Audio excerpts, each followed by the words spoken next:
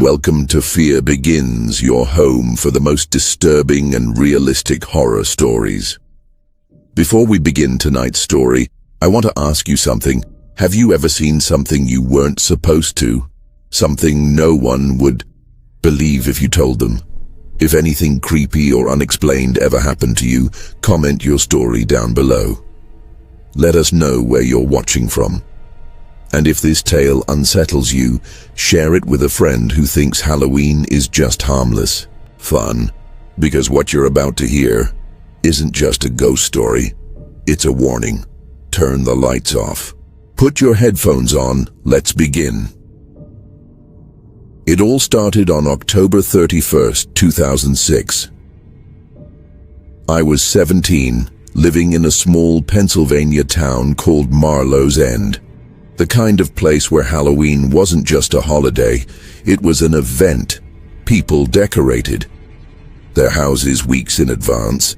The elementary school put on costume parades, and every Halloween night, without fail, the lantern parade would pass through the old section of town, a tradition going back over 150 years. It wasn't like your average Halloween parade. There were no marching bands, no floats, no commercial ads or costumed politicians. Just townsfolk. People in old-style clothing, carrying homemade lanterns made of pumpkins, glass jars, or rusty tin cans punched with holes. No music, no announcements. Just the shuffle of feet and the flickering of candlelight. As kids, we were always told to watch it from our porches or windows. Don't walk alongside them, my mother would warn. The lantern parade isn't for us, it's for them. Who they were, no one ever explained. I never paid it much attention until that Halloween night. That year, I was grounded, caught, sneaking out a week earlier.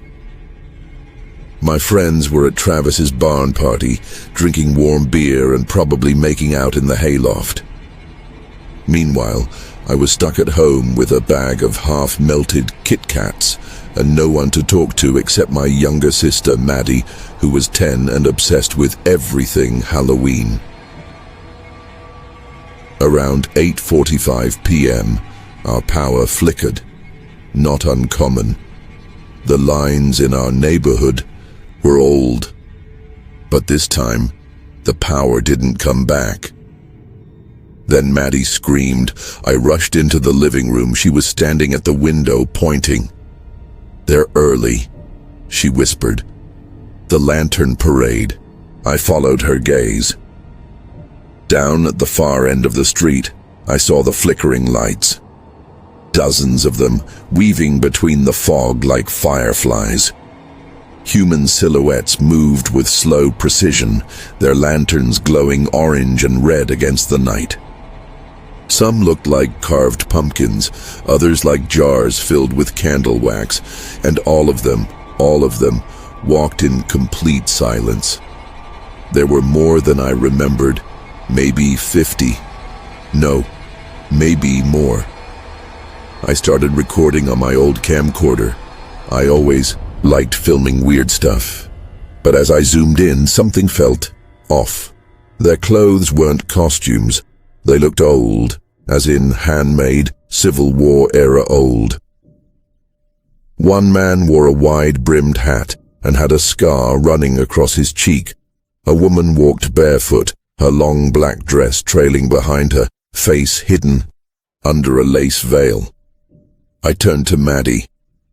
"Did they come down this street last year?"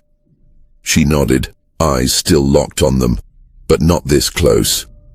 We watched in silence for another few minutes. Then something weird happened. They stopped.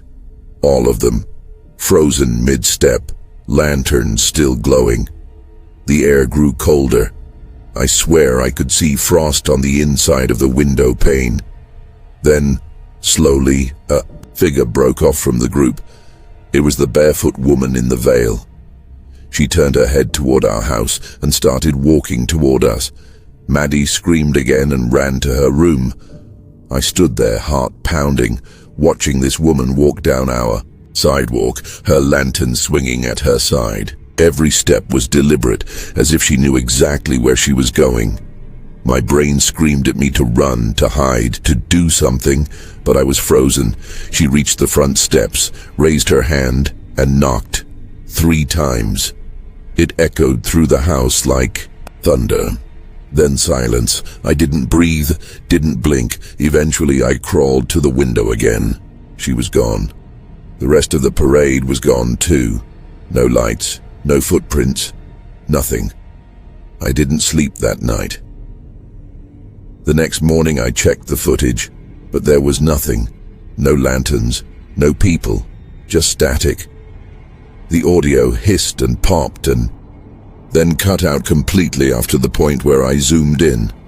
Maddie wouldn't talk about it, not even when I tried to make jokes. For the next few nights, I stayed up until 3 or 4 a.m. watching the street.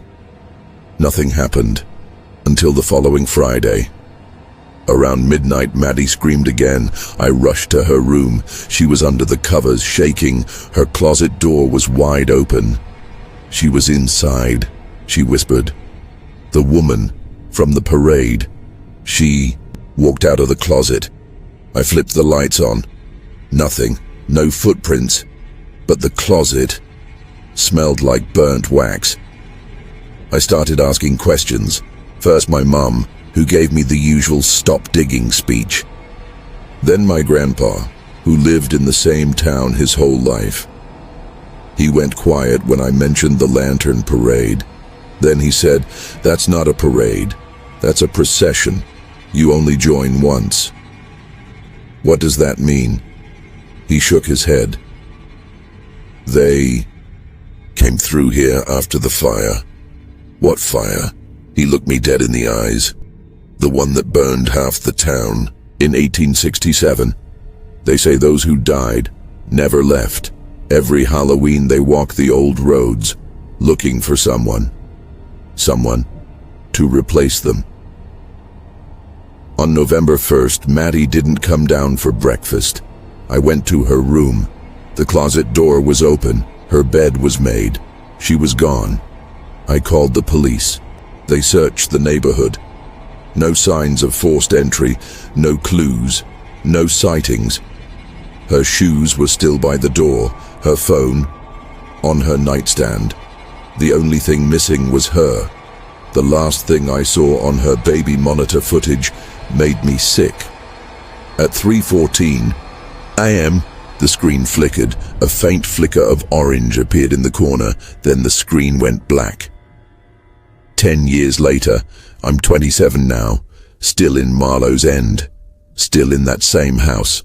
I tried to move, but every October I get these visions, flickers, whispers, and that same parade appears again, except now I see Maddie in it. Every year her face looks older. Every year she gets closer. Last year she turned her head toward me and smiled. Some Halloween traditions aren't made for the living. If you ever see a silent procession of lanterns on a foggy October night, don't follow, don't record, and whatever you do, don't open the door. Thanks for listening to tonight's story on Fear Begins. If this gave you chills, comment down below and let us know where you're watching from, and whether you've ever seen something you couldn't explain.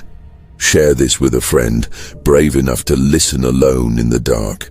We'll be back tomorrow with something even darker. Sleep tight.